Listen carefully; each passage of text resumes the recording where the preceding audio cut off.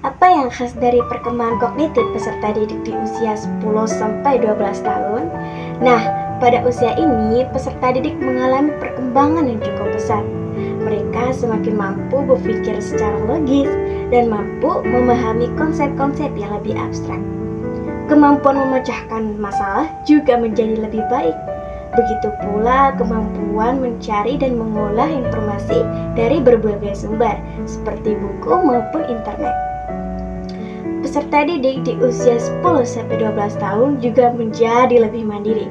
Mereka menjalankan rutinitas sehari-hari. Mereka mengerjakan tugas dengan bantuan lebih sedikit dibandingkan sebelumnya. Konsentrasi dan daya ingat mereka juga semakin baik. Mereka dapat memahami mata pelajaran dan dapat mengerjakan tugas yang diberikan. Pemikiran peserta didik juga semakin berkembang. Mereka mampu mengelompokkan informasi, memecahkan masalah secara kompleks, dan memahami bahwa satu masalah dapat memiliki lebih dari satu sudut pandang serta berbagai solusi. Mereka tidak lagi melihat segala sesuatu hanya benar atau salah, tetapi mereka mulai memahami bahwa ada beberapa kemungkinan yang dapat dipertimbangkan.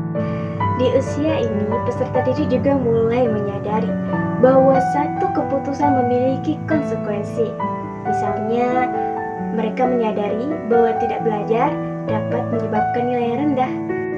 Nah, kesadaran ini membuat mereka mulai belajar merencanakan sesuatu dan mengembangkan kemampuan mengatur diri atau regulasi diri. Namun, di perkembangan ini juga disertai dengan tantangan. Misalnya, mereka terlihat lebih mandiri, bukan berarti tidak membutuhkan bantuan kita lagi. Ada kalanya mereka kesulitan dalam belajar, tetapi tidak mengungkapkannya kepada guru ataupun orang tua.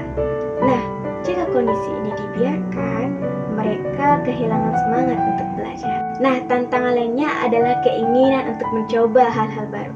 Rasa ingin tahu yang tinggi membuat mereka berani mengambil keputusannya sendiri. Akan tetapi, kemampuan mengendalikan diri dan memikirkan risiko masih belum berkembang secara sempurna.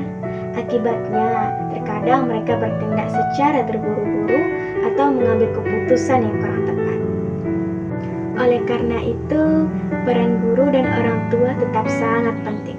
Komunikasi yang baik antara keluarga dan sekolah dapat membantu mengetahui yang dialami peserta didik dari perkembangannya maupun kesulitan dalam belajar. Dengan bekerja sama, tantangan lainnya dapat diatasi secara lebih efektif. Selain itu, teknologi bisa dimanfaatkan sebagai sumber belajar yang bermanfaat. Peserta didik dapat mencari informasi dari internet, tetapi tetap diarahkan supaya agar menggunakan teknologi secara sehat, bijak, dan aman. Guru dan orang tua juga kasih mereka kesempatan untuk mencoba berbagai hal dan belajar dari pengalaman mereka sendiri. Saat melakukan kesalahan, jangan langsung menyalahkan, tetapi ajak mereka merefleksikan apa yang sedang terjadi, mengapa itu bisa terjadi, dan bagaimana cara memperbaikinya. Dengan begitu, kemampuan berpikir kritis dan mengambil keputusan peserta didik dapat berkembang dengan baik. Terakhir, ciptakan suasana belajar yang menyenangkan. Berikan apresiasi atas usaha dan proses belajar yang telah dilakukan, bukan hanya hasil akhirnya saja.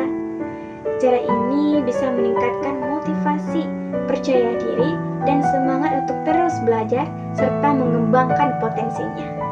Terakhir, ciptakan suasana belajar yang menyenangkan. Berikan apresiasi atas usaha dan proses belajar yang telah dilakukan, bukan hanya hasil akhirnya saja. Cara ini bisa meningkatkan motivasi, percaya diri, dan semangat untuk terus belajar serta mengembangkan potensinya. Nah, jadi dapat disimpulkan bahwa perkembangan kognitif peserta didik di usia 10-12 tahun dapat ditandai dengan berkembangnya berpikir secara logis, berpikir abstrak, memecahkan masalah, dan mengatur diri. Mereka semakin mandiri, tetapi tetap perlu membutuhkan dukungan dan bimbingan dari guru maupun orang tua agar perkembangan mereka bisa berlangsung secara optimal.